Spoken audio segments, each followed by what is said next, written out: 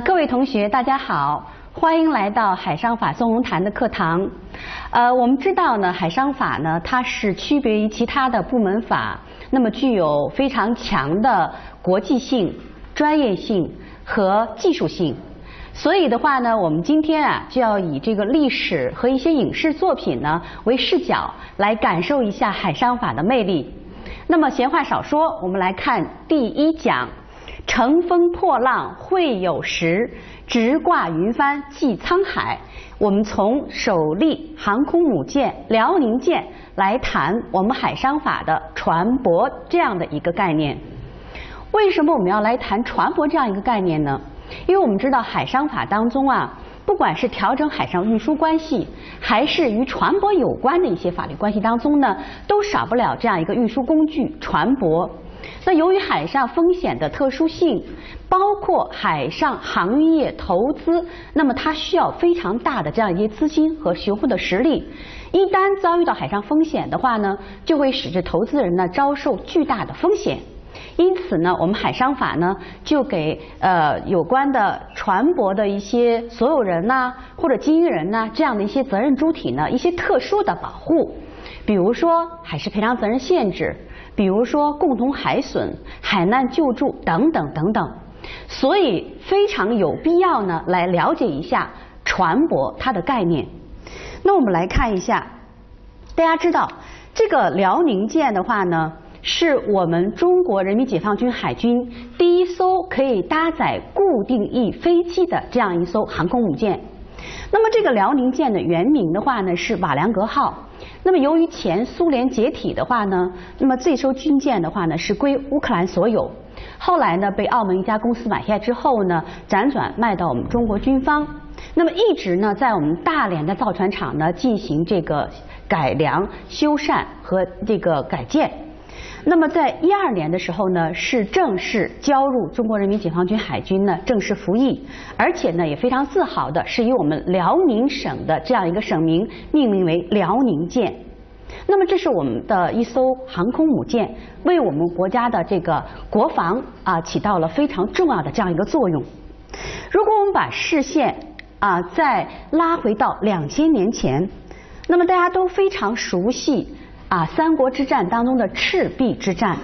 那么在公元208年的时候呢，孙权、刘备二军，那么在赤壁一带的话呢，用火攻这种方式呢大破曹军，也成为呢中国历史上以少胜多的一个经典战役之一。那么我们如果追寻一下历史的脉络，大家可能就会发现，不论是我们今天的辽宁舰，还是2000多年前的赤壁之战，那么这些战船呢都是军事船舶。那么这些军事船舶和我们通常理解的这个船舶，还有我们海商法当中的船舶又有怎样的一个渊源和区别呢？我们来看一下。因此的话呢，我们今天这一讲就要向大家介绍一下什么是海商法中的船舶。那么海商法船舶的种类包括哪些？在法律上如何定性？然后呢，通过一些非常有意思的案例呢，来理解这些船舶的概念。那我们说呢，船舶这个概念大家并不陌生，恐怕哪一个同学呢都会说上一句两句。所以当我们提到船舶这个概念的时候我们把它分为广义上的船舶和狭义上的船舶。那么所谓广义上的船舶呢，也就是我们通常理解的日常概念当中的这个船舶的含义，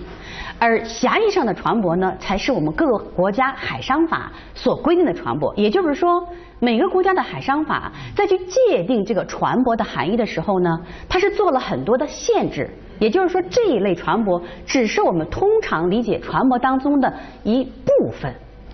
那我们来看一下广义上的船舶，也就是说把一切水上移动式装置我们可以称之为船舶，也就是大家日常理解的这个船舶的含义。那么这个界定很简单，我们解读一下这样几个关键词。第一，水上。那我们说水上呢，是指水体的表面或者水中。因此不论是海洋、河流、湖泊、水库，一切水上的这样的一个范畴都属于水上这样的一个含义。那么显然这个水上是不分海洋还是内河还是内陆上的某一个水域，它的范围是非常宽泛的。那么我们来看一下这样的一个小问题：水翼船是船舶吗？来，我们坐在第一位的这个男生，你说说看。我觉得是船舶。大家说他的答案对不对？对。好，请坐，谢谢你。虽然水翼船的那个形态可能像飞机，但它仍然是船舶。那么还有，我们大家一起来看一下，水上飞机在水面滑行的时候是船舶吗？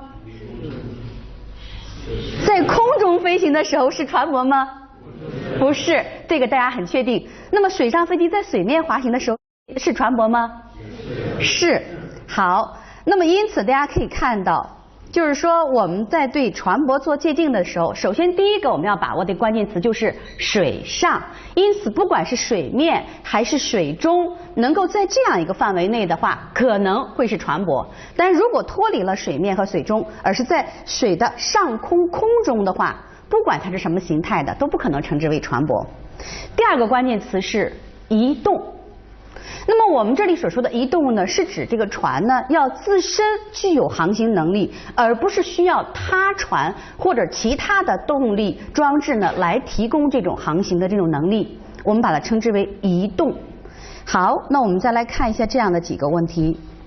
如果一艘船舶，那么它呢是因为海难事故或者是自身的这种缺陷，导致了它暂时丧失了航行能力，那么这种情况下，这样一艘船舶还能不能称之为船舶？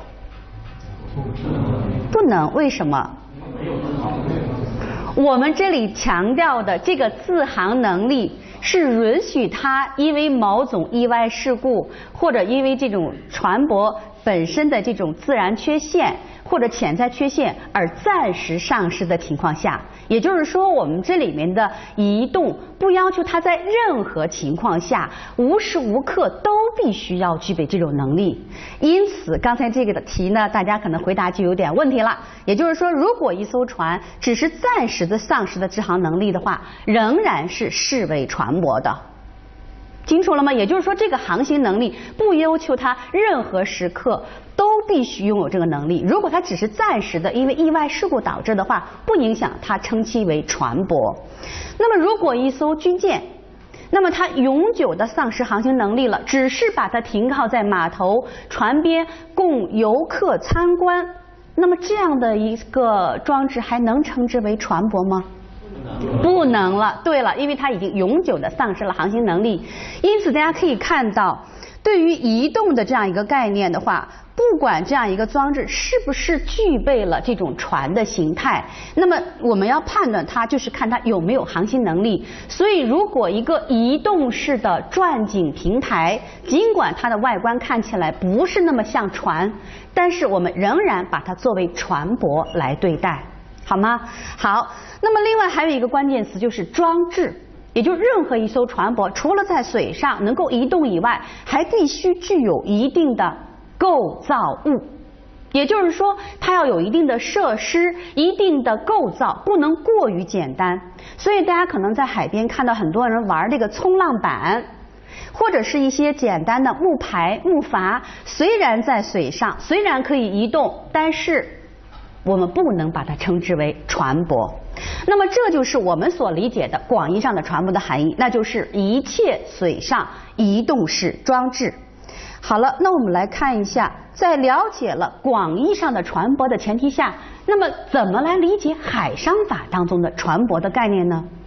我们知道每个国家都对海商法上的船舶呢做了或多或少的限定。也就是说，如果我们要去了解一个海商法上的船舶的概念，你必须要去查询这个国家的海商法是如何规定的，因为每个国家的规定是存在着不同的差异的。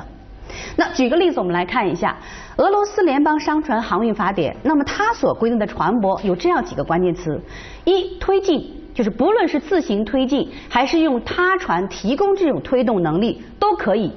所以显然它的这个船舶含义是不是就比较宽泛啊？还有，它要求能够推进的这个船必须是用于商事运输。那么因此把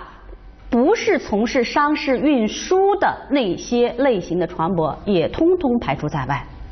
还有，它强调是一个浮动式的装置。那么当然，我们看到这个俄罗斯的这个法律当中，同时还把军事船舶和政府公务船把它排除在外了。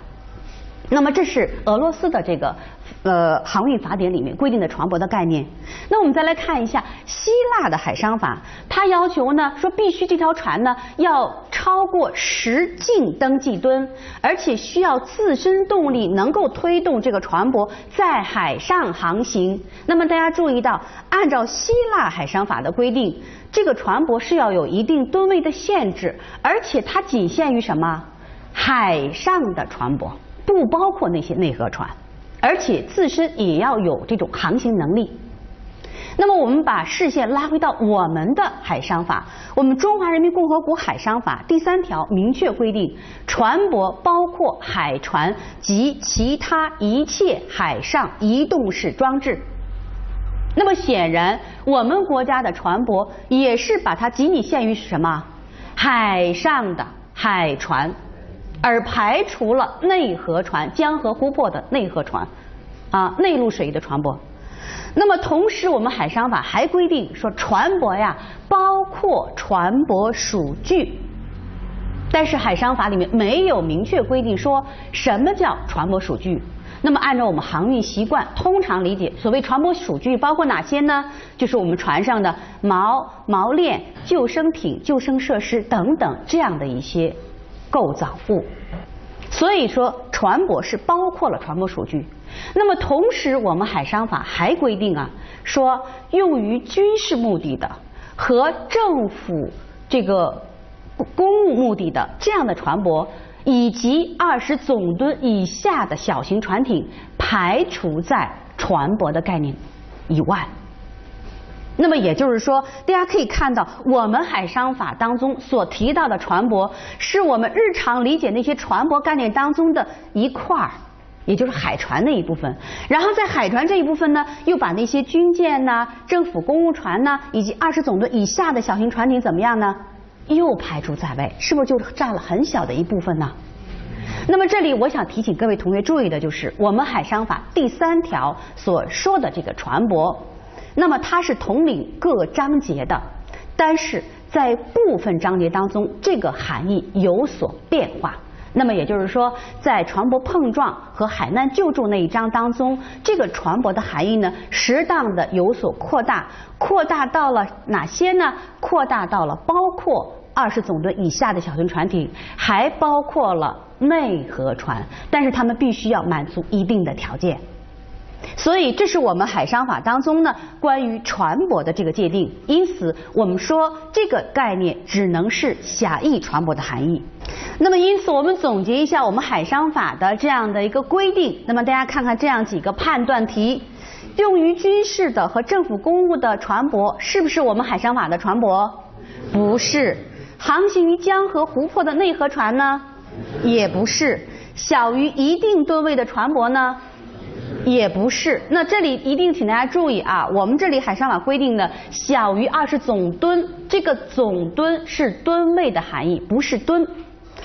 当我们提到20吨，这是载重吨，也就是从重量上来描述一条船舶能够装运货物的能力。而我们这里所说的吨位，更多的是从这个船舶的舱容积的这个角度来衡量这个船它载货的这种能力。那么目前根据国际上1969年国际船舶吨位丈量公约，那么我们船舶的吨位都是按照这个公约所规定的标准来去测量计算的。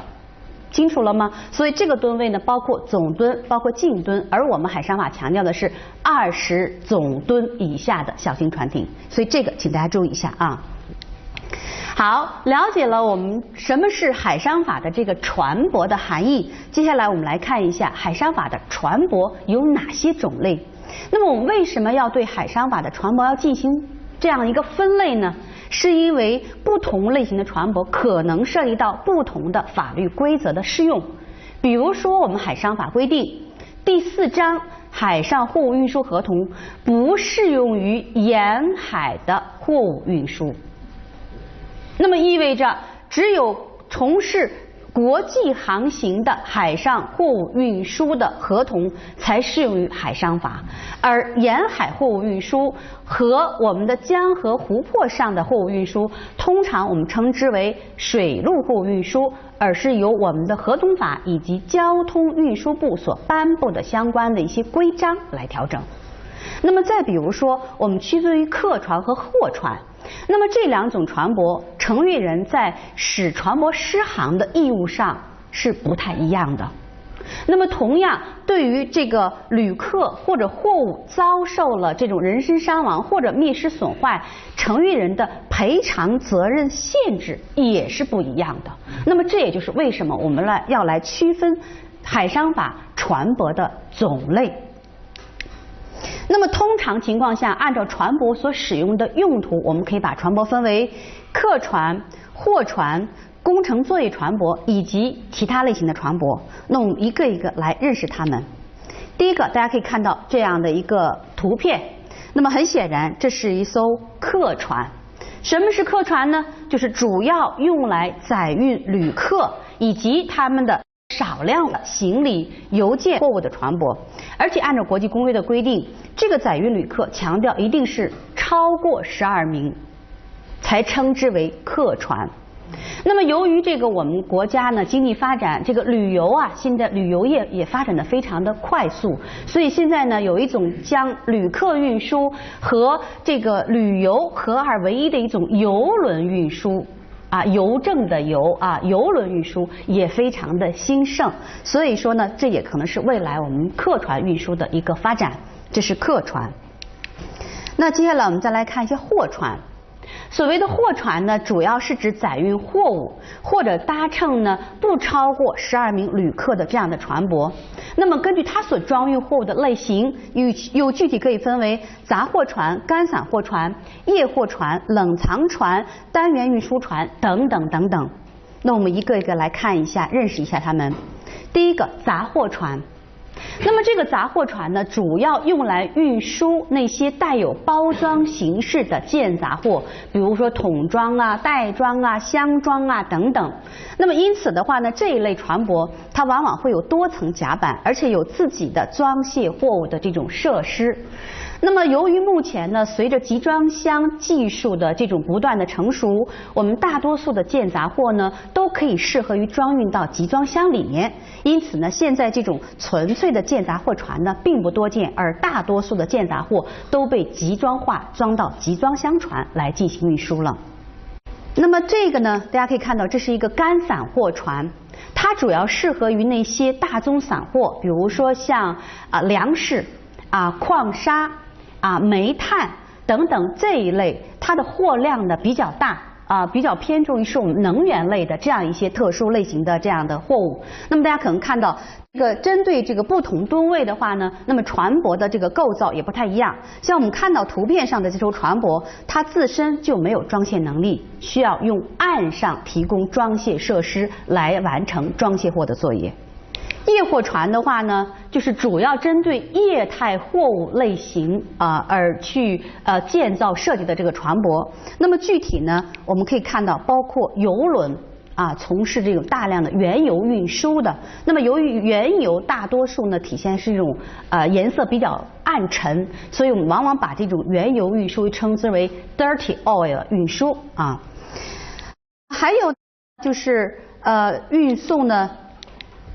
液态的化学品船。由于液态的化学品船很多呢都属于油类，因此也称之为成品油轮这样的一个范畴。还有一类呢就是属于液化天然气船，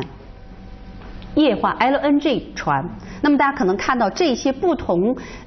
类型的液货船的话呢，那么它的构造都不太一样有一些区别。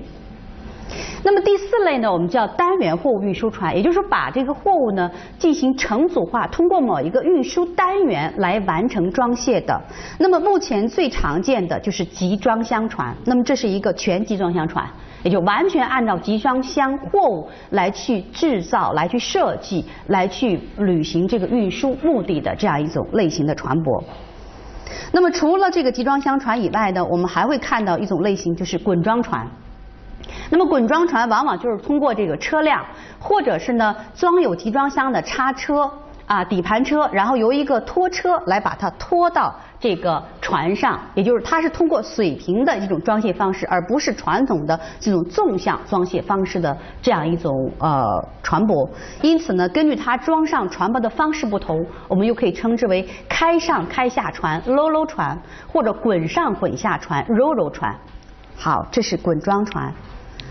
那我们再来看一下，这是载泊船。这个载泊船呢，这个造型很特别。那么它主要是应用于什么呢？就是江海或者河海联运的方式。那么由于这个航道水深以及这个航线的这个限制的话呢，自然条件的限制，那么有些港口呢没有办法来去停靠大型的船舶，所以就把这个货物呢装在一些比较小的这种驳船上。然后呢，把这个驳船呢，再连船上的货物一起装在这种载泊船，又称之为母船，而母船上所承载的那个驳船呢，通常称之为子船，所以又称之为子母船。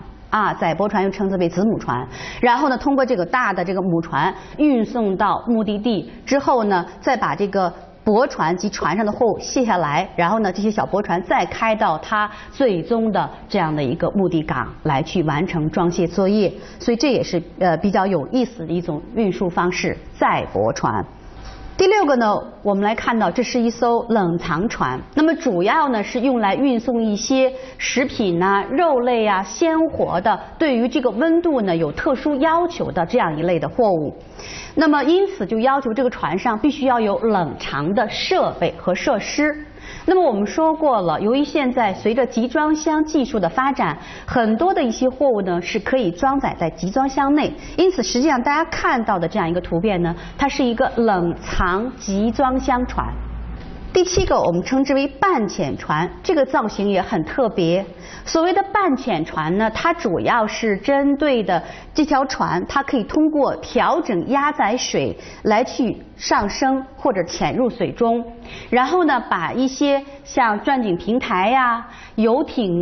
大型的这样一些设备那么可以呢装载在这样的这种船舶上，满足特殊货物运输的这样一种需求的，我们把它称之为半潜船。所以大家看到这个图片呢，因为它是承载其他的这种重大件物品的，所以也把它称之为半潜式的母船。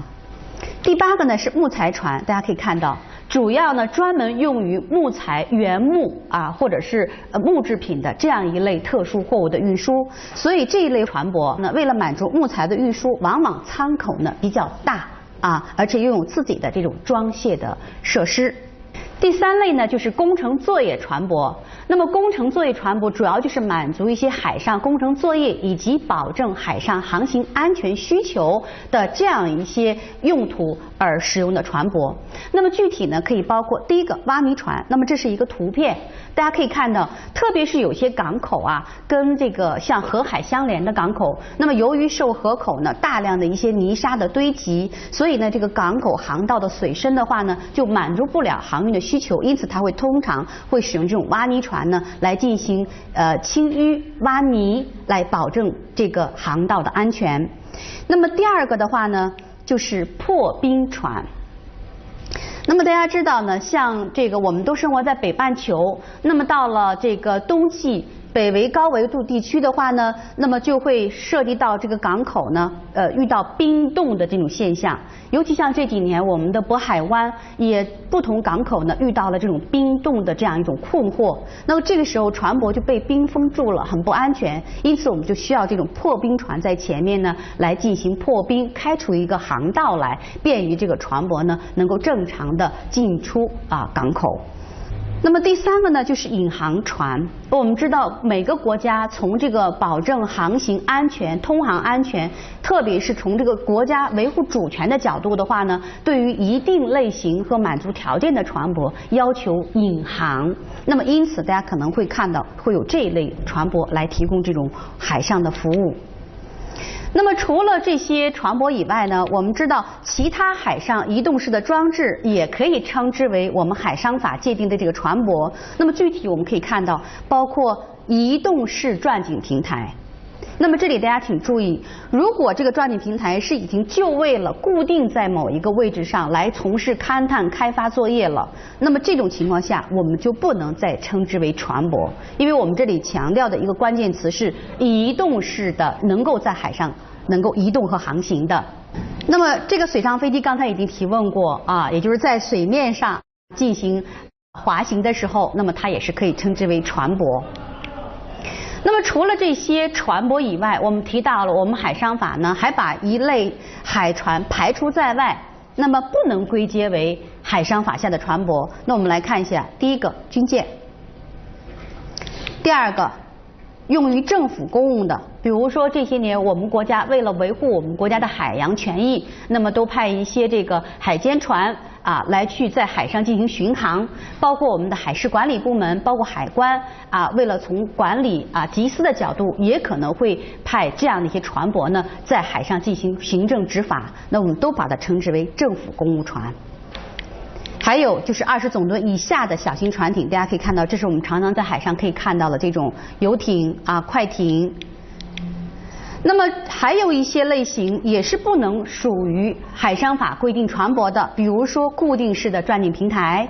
还有我们水上的摩托艇，还有这种构造非常简单的竹筏、竹排。那我们这里面呢，通过这样一些大量的图片给大家去解释了海商法当中船舶的这样一些种类。那么接下来呢，我们来看一下船舶的法律性质。那我们知道船舶在海商法当中具有什么样的属性，这个不管是从理论界还是实践界呢，还是有一些不同的看法。但是通说呢，我们可以总结出如下几个方面。第一个，船舶是物，但有的时候呢，我们把它做拟人化的处理。那么大家知道，船舶作为一种运输工具，在世界范围内的话呢，去航行，它是一个可以移动的工具，那么它是一个物。但是我们又知道呢，船舶有很多的一些特点，比如说船名，船舶有国籍，船舶还有船龄，还有自己的船籍港。那么这些呢，都有类似于我们自然人的我们的姓名我们的国籍、我们的年龄等等，具有了人的一些属性。那么我们不容忽视的还有一点，就是在一些英美法国家，根据这种拟人化的理论的话呢，还有一种非常特殊的制度，就是队伍诉讼。所谓的队伍诉讼呢，就是说如果一条船导致了你的货物灭失损坏的话，我就可以直接到法院去告某某某船，他就会成为被告。所以你去看英美法的一些判例呢，你会发现原告是一条船，被告也是一条船的这样一种情形，很有意思。那么因此队伍诉讼的话呢，它有一些优点，因为呢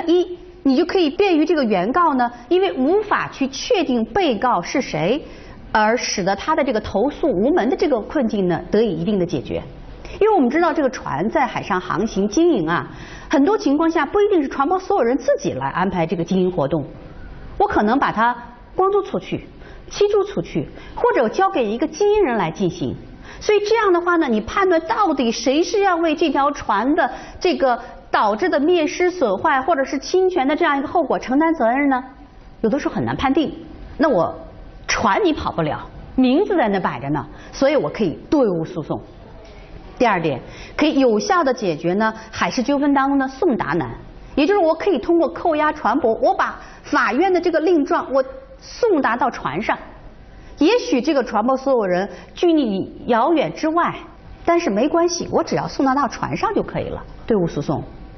第三个，通过队伍诉讼的话呢，你还可以保证将来啊，你这个案子最后能够得以执行。也就是你官司打赢了，如果呢判对方赔你1000万，他迟迟不给你钱怎么办呢？你就要涉及到对他财产的一个执行。如果你提起队伍诉讼，把船扣下来，好，如果这个责任人迟迟不出现，我还可以通过向法院呢拍卖船舶来去偿还这条船应该所担负的这个债务，比如说获损1000万。所以它有这样的一个特点。因此的话呢，虽然船舶是个物，我们海商法当中仍然会把它做拟人化的处理。当然，我们国家是不承认队伍诉讼，我们只能对人诉讼，所以我们的诉讼的这个主体只能是自然人、法人。但是的话呢，我们有一个财产保全的制度，仍然可以提起呢扣押船舶这样一种方式来起到担保财产担保保全的这样一个作用。但是呢，我们可以看到，在我们国家仍然我们船舶要进行登记，比如说你的船名国籍等等这样一些具备了这样的一些属性好，这是这个第一点。那么第二点呢，我们说船舶呢是一个动产，但有的时候呢，我们又常常把它作为不动产来处理。所谓的动产也好，或者不动产，就是看我移动了之后能不能丧失它原有的功能和经济价值。比如说我们的书本自行车还有我们的这个手机这都是动产，移动了以后不受任何影响，对吧？可是像房屋、森林、土地不能移动，或者如果移动以后的话呢，那么就丧失了它原有的功能。那房屋如果动了，那可能就是拆迁了，是吧？所以大家看到这个船舶呢，它是一个运输工具，显然它要满足移动的这种功能，它是一个典型的动产。可是我们为什么要把它做不动产来处理呢？因为船舶的价值往往比较巨大，而且这个船舶常常并不是交易的对象。也就是说，我们常常是把这条船还是要满足它运输的这个要求，而不是买了这个船我是为了交易再把它转让卖掉，不是这个概念。因此大家可能会看到这个船的所有权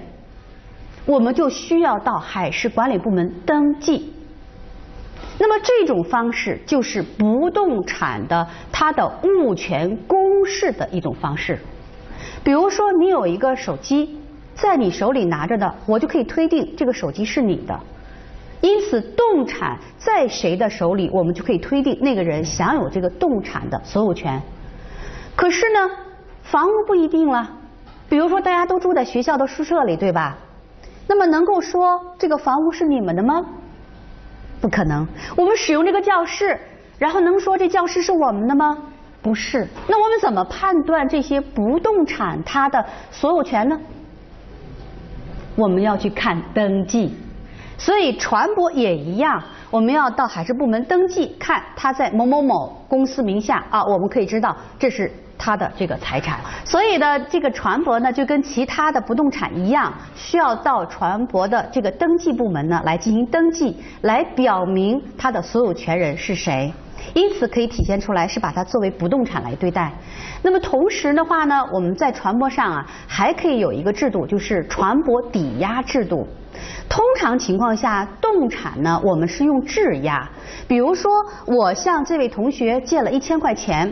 然后呢就同学说，那你凭什么拿什么来担保你将来要还钱呢？我说这样，我把我这笔记本呢质押在你这儿，什么时候我还钱了，你把这笔记本还给我。所以大家可以看到，动产的质押当中，这个物是要转移到谁呢？债权人那儿，直到我债务人偿还了这个债务了，他把这个物呢再返还给我，它起到一个担保的作用。可是对于船舶来说，没有办法来这样做。为什么？你想我一个船舶所有人，我到银行去贷款，那么银行说，你拿你这个船舶抵押。那如果我把这个船舶也抵押到银行，也交付给银行的话，这个船舶就失去了它运输工具的功能和作用了，也没有必要。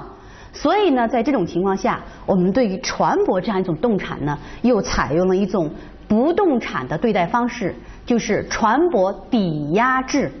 那么这个抵押制的话呢，我们也是需要到海事登记部门呢来进行抵押。那当然，我们海商法明确规定，船舶的这个抵押的这个登记不是必须的，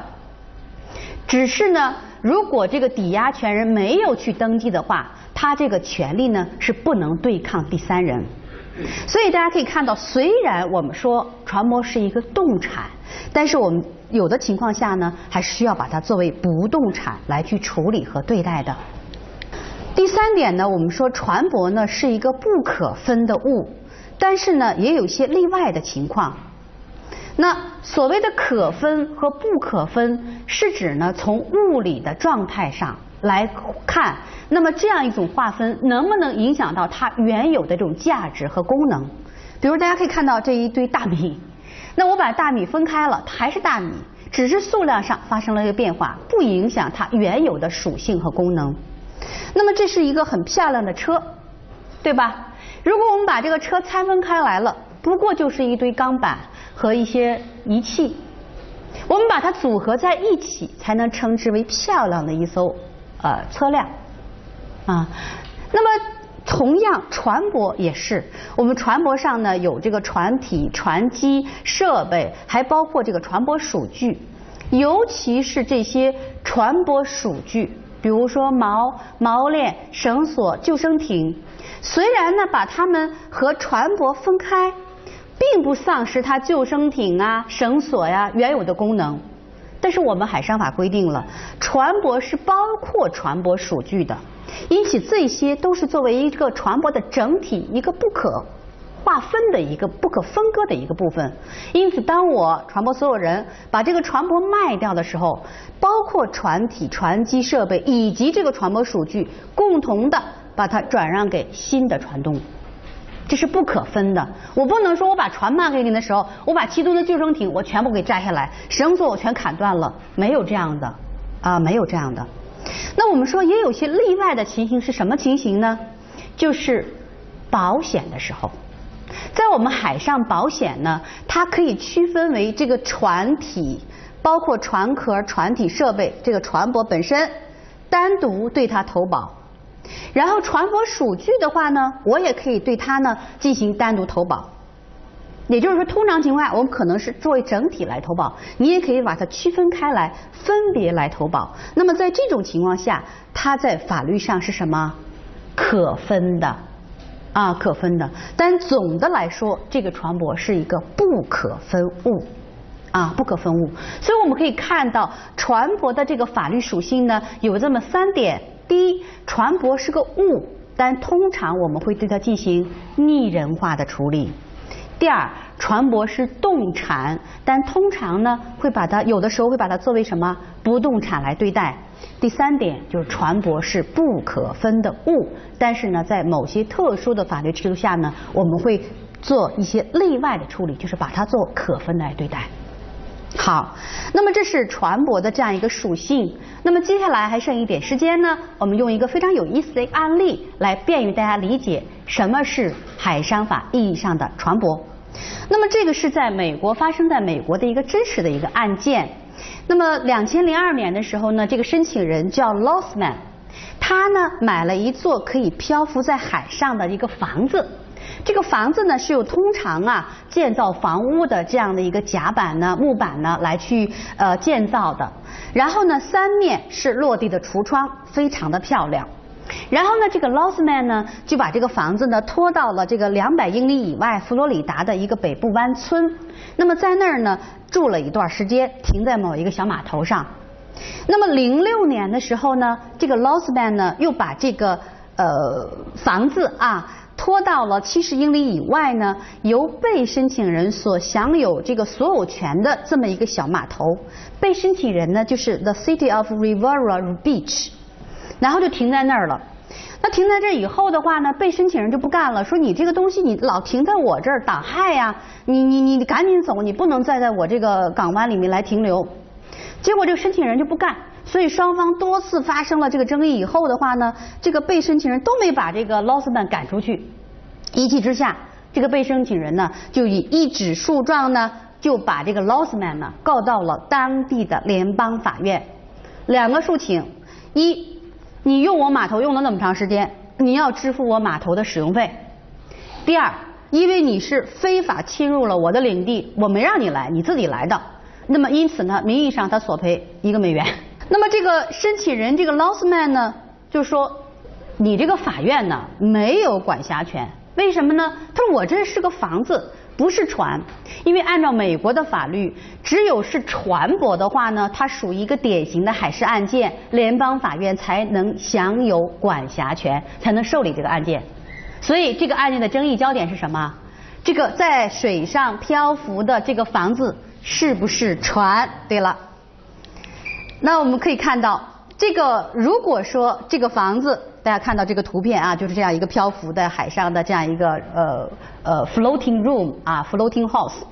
那么它是不是船？是船，是典型的海事案件，那么美国联邦法院具有管辖权。如果不是船，那么对不起，初审法院没有管辖权，也就是申请人的这样一种抗辩应该是成立的，对不对？那我们看一下这个诉讼的历程。这个案件呢，首先是在这个当地的联邦法院打。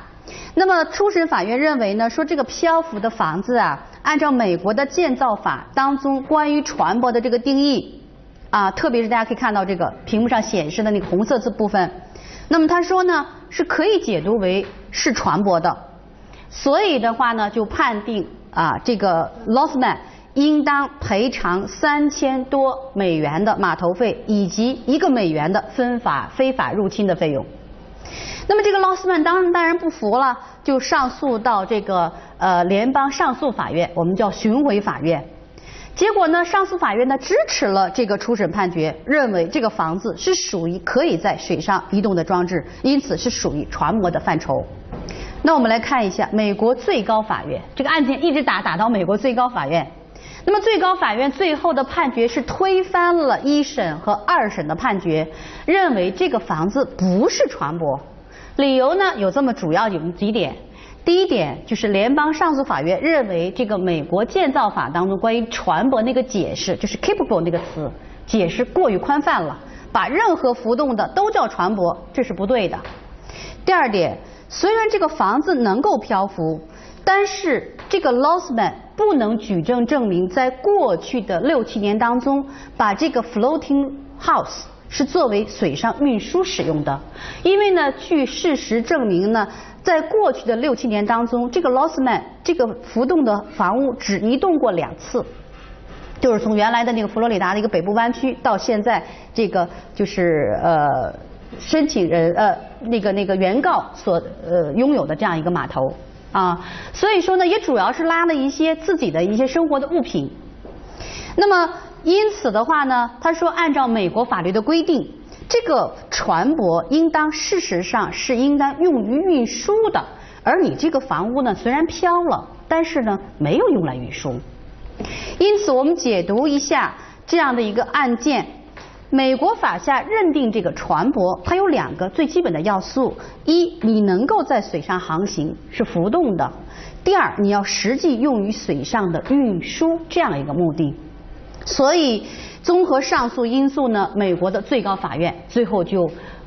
改判了这样的一个判决，也就是说这个浮动的房屋不是船舶，因此1审的、2审的联邦法院都是无权受理这个案件的。看到了吗？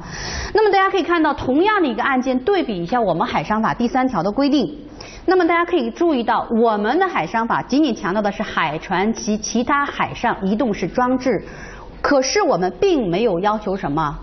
运输这个要件。那显然大家可以看到，移动式钻井平台它是用于勘探开发的，显然不是用于运输的。因此同样这样一个案件，如果是在我们中国法院来去审理的话，会是什么样一个结果？大家可以课后进行讨论，好吗？好，那我们今天第1讲上到这里，谢谢大家。